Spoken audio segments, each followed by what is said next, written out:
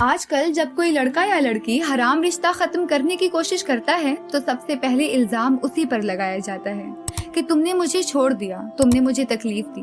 لیکن جب کوئی رشتہ خود اللہ کی نافرمانی پر کھڑا ہو اور کوئی اسے اللہ کے لیے چھوڑنے کی کوشش کر رہا ہو تو اس پر الزام لگانے کا حق کسی کو نہیں ہوتا۔ اور سوال یہ ہے کہ آپ دونوں کو یہ نہیں پتا تھا کہ اللہ نے اس رشتے کو حرام کہا ہے؟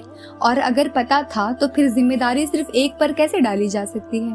جب کوئی لڑکی حرام رشتے سے باہر آنے کی کوشش کرتی ہے تو اکثر اسے یہ سب باتیں سننی پڑتی ہیں کہ تم میری زندگی برباد کر کے جا رہی ہو، تمہیں جانا ہی تھا تو تم آئی ہی کیوں؟ اب یہاں ہمیں یہ سمجھ نہیں آتا کہ سامنے والے نے آپ کو مجبور تو نہیں کیا تھا، یہ آپ کا خود کا فیصلہ تھا نا۔ اللہ کی نافرمانی کرنے کا فیصلہ آپ نے خود لیا تھا نا، تو اب آپ اپنی غلطیوں کا بوجھ کسی اور کے کندھوں پر نہیں ڈال سکتے۔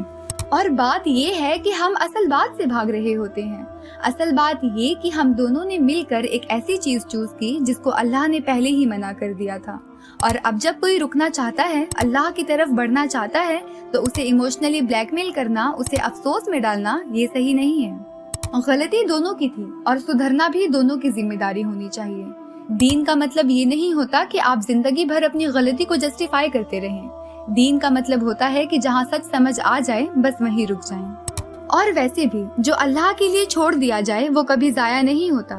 شاید کچھ لوگ ناراض ہو جائیں، شاید کچھ باتیں ختم ہو جائیں، لیکن اللہ راضی ہو جاتے ہیں۔ اور اللہ کی رضا کے سامنے کوئی ریلیشن، کوئی اٹیچمنٹ، کوئی ایموشنل پریشر زیادہ بڑی چیز نہیں ہوتی۔